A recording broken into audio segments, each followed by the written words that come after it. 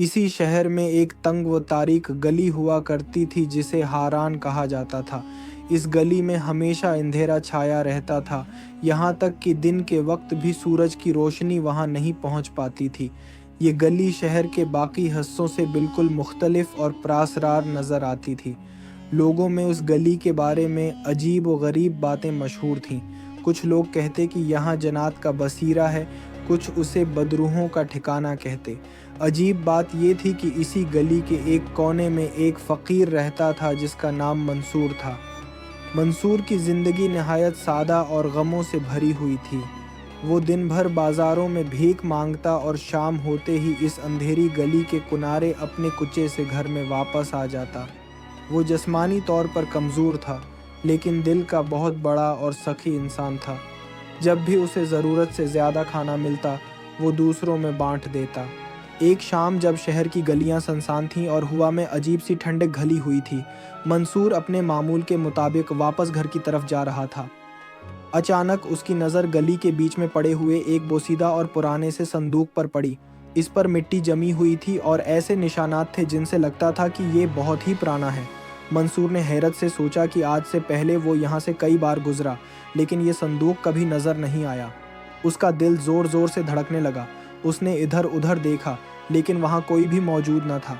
गली में एक अजीब सी खामोशी छाई हुई थी, जिसे सिर्फ हवा की सरसराहट तोड़ रही थी। मंसूर हिम्मत करके आहिस्ता आहिस्ता उस संदूक के करीब गया। उसे लगा शायद किसी ने यहीं छोड़ा हो और मुमकिन है कि उसमें कोई कीमती चीज़ मौजूद हो। लेकिन फिर फ़ौरन उसके जहन में आया कि ये किसी आसीब ज़दा चीज़ का हिस्सा तो नहीं। अगर ऐसा होता तो उसे यहाँ कौन छोड़ जाता। कई लम्हे तज़ब्ज़ब में रहने के बाद मंसूर ने संदूक को हाथ लगाया। जैसे ही उसने उसे खोलने की कोशिश की, अंदर से एक आवाज़ गूंजी, मंसूर, ये ख़जाना तुम्हारी किस्मत का इम्तिहान है। अगर तुमने उसे खोला तो ये तुम्हारी ज़िंदगी बदल सकता है, लेकिन याद रखना, इसके साथ बड़ी बड़ी आजमाइशें भी आएंगी। ये सुनते ही मंसूर पीछे हट गया। खौफ से उसका दिल कांपने लगा। वो भाग जाना चाहता था, लेकिन अंदर से एक कशिश उसे रखने पर मजबूर कर रही थी। मंसूर ने गहरी सांस ली और फैसला किया कि जो भी हो वो उस संदूक को खोलेगा। जैसे ही उसने संदूक खोला, एक तेज़ चमकदार रोशनी पूरी गली में फैल गई। अंदर एक छोटा सा आईना और एक परासरार पुरानी किताब रखी हुई थी। आईना आम आईनों जैसा नहीं था, उससे जादुई रोशनी निकल रही थी, जैसे कई राज उसके अंदर छुपे हों।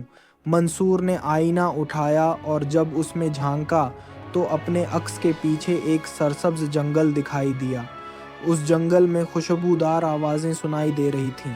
दरमियान में एक बड़ा ख़जाना दिखाई देता था, लेकिन उस तक पहुंचने का रास्ता धुंध में छिपा हुआ था। मंसूर ने फिर किताब को देखा।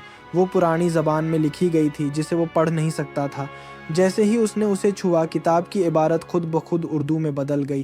पहली सत्र पढ़ते ही आवाज़ आई, मंसूर, ये ख़जाना तुम्हारा हो सकता है अगर तुमने दिल व दिमाग दोनों का इम्तिहान पास किया।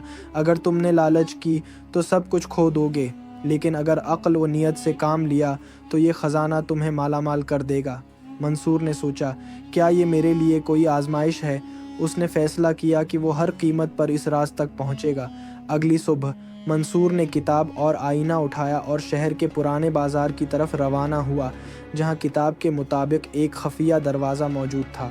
बाज़ार में रश था, लेकिन काफ़ी तलाश के बाद वो उस दुकान तक पहुँच गया जो किला नमा थी। वहाँ एक दुकानदार मौजूद था जिसकी आंखों में गहरी चमक थी। मंसूर ने कहा कि वो एक ख़ास रास्ते की तलाश में है। दुकानदार ने खामोशी से सुना और फिर बोला, याद रखना, उस रास्ते पर हर मोड़ पर तुम्हारी नीयत का इम्तिहान लिया जाएगा। अगर तुम्हारे दिल में ज़रा भी लालच हुआ तो वापस चले जाना। ये कहकर उसने एक पुराना दरवाज़ा खोला जो दुकान के पीछे छिपा हुआ था। दरवाज़ा खुलते ही एक लंबी और अंधेरी सरंग नज़र आई। सरंग के अंदर दाखिल होते ही अजीब और गरीब आवाज़ें आने लगें। दीवारों पर प्रासरार नक़ूश बने हुए थे। मंसूर जैसे ही आगे बढ़ा, फर्श हिलने लगा और एक आवाज़ आई, पहला इम्तिहान, ईमानदारी या लालच। ज़मीन से एक याकूती संदूक अभरा जिस पर लिखा था, ये ख़जाने से भरा है, अगर चाहो तो ले जा सकते हो। मंसूर को अंदर से लालच महसूस हुई, لیکن اسے کتاب کی وہ عبارت یاد آئی، لالچ سب کچھ چھین لیتی ہے۔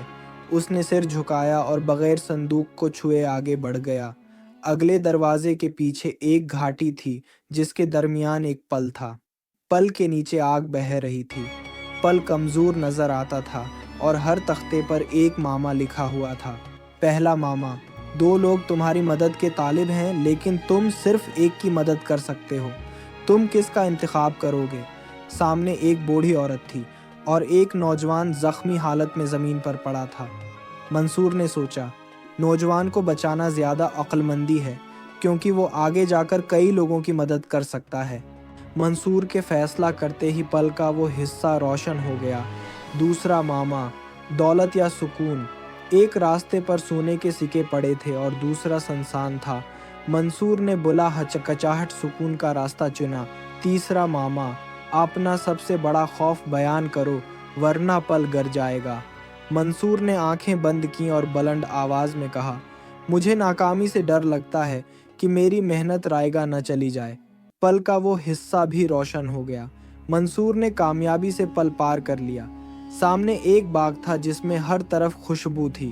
درمیان میں ایک صندوق رکھا تھا جس پر لکھا تھا، منے یہی تمہارا انعام ہے لیکن اسے دل سے قبول کرنا نہ کہ لالچ سے۔ صندوق میں قیمتی جواہرات اور ایک شیشے کا مٹی کا مرتبان تھا۔ جیسے ہی منصور نے اسے چھوا، روشنی نکلی اور پورے باغ میں پھیل گئی۔ اسی لمحے بوڑھے دکاندار کی آواز آئی، یہی تمہاری اصل دولت ہے جو تمہیں تمہاری نیت کے مطابق انعام دے گی۔ مرتبان کے اندر سے آواز آئی، سوچ سمجھ کر کھولنا کیونکہ تمہاری نیت ہی فیصلہ کرے گی کہ تمہیں کیا ملے گا۔ منصور نے اپنے خوابوں، خواہشات اور لوگوں کی خدمت کے بارے میں سوچا۔ پھر اس نے مرتبان کھولا، اس میں سے دھواں نکلا اور ایک نیا نقشہ ظاہر ہوا جو ایک اور خزانے کی طرف اشارہ کرتا تھا۔ منصور نے وہ نقشہ اٹھایا اور اس باغ میں ظاہر ہونے والے دروازے سے ایک نئی غار میں داخل ہو گیا۔ وہاں اسے ایک بزرگ ملا جس نے اسے ایک چراغ دیا اور کہا، یہ چراغ تمہاری امانت ہے لیکن اسے صرف بھلائی کے لیے استعمال کرنا۔ منصور نے اس چراغ سے کئی لوگوں کی مدد کی، لیکن جب ایک لالچی تاجر نے زور زبردستی سے چراغ مانگا تو چراغ نے خود ہی ایک تحریر ظاہر کی، یہ چراغ صرف ان کے لیے ہے جو دوسروں کی بھلائی چاہتے ہیں۔ یہ واقعہ پورے گاؤں کے لیے سبق بن گیا۔ سب کو سمجھ آ گیا کہ دولت صرف تب اہم ہے جب اسے نیکی کے لیے استعمال کیا جائے۔ منصور کو ہمیشہ ایک نیک دل، ایماندار اور سخی انسان کے طور پر یاد رکھا گیا جس نے اپنی نیت اور ہمت سے نہ صرف اپنی بلکہ دوسروں کی زندگی بھی بدل دی۔